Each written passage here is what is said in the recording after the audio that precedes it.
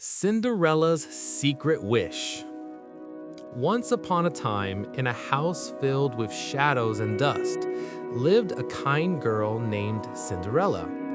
While her days were spent scrubbing floors and polishing silver, her heart was always somewhere else.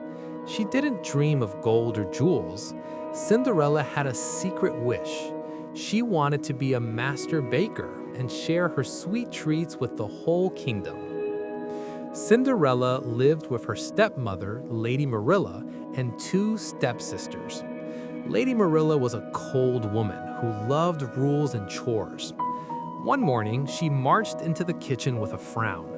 "Cinderella," she barked, "stop your daydreaming and finish the laundry. There is no time for silly hobbies here." Her daughter Thalia stood behind her, laughing unkindly.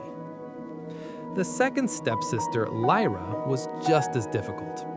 As Cinderella knelt to scrub the stone floor, Lyra skipped past, intentionally spilling a basket of flour everywhere. "Oh, look at the mess you've made, Cinders," Lyra mocked, tossing her head back. Cinderella sighed and began to clean again, her secret recipe book tucked safely in her pocket.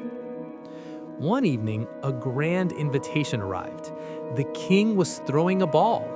Lady Marilla and the sisters spent days preparing, leaving Cinderella behind with a mountain of dishes. Cinderella sat by the dying fire, a single tear rolling down her cheek.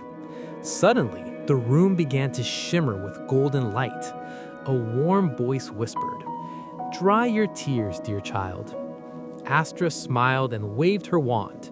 "You have a heart of gold and a dream of sugar and spice," she said. Astra looked at a large round pumpkin sitting on the kitchen table. With a zing and a whoosh, the pumpkin began to stretch and grow, turning into something magnificent right before their eyes. "Now for you," Astra whispered. With a final flick of her wand, Cinderella's tattered yellow dress turned into a gown of shimmering gold, like the crust of a perfect loaf of bread.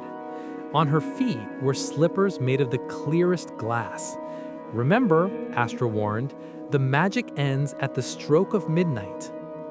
At the palace, the music was loud and the lights were bright.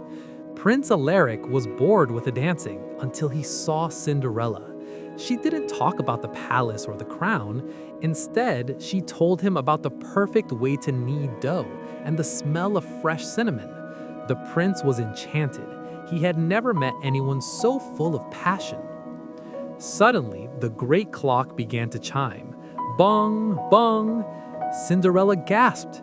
"I must go," she cried. She turned and ran, her golden dress trailing behind her. As she leapt down the palace steps, one of her glass slippers fell off, bouncing against the cold stone. She didn't stop. She had to get home before the magic faded. The next day, Prince Alaric searched the entire kingdom.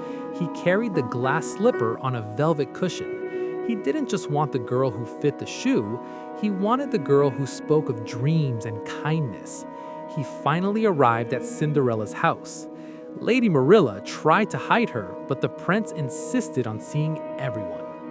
The shoe fit Cinderella perfectly, but instead of asking to live in the palace, Cinderella looked at the prince and shared her secret wish.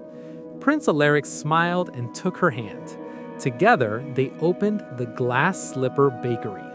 Now, Cinderella spends her days baking the finest treats for everyone, proving that wishes really do come true, especially the delicious ones.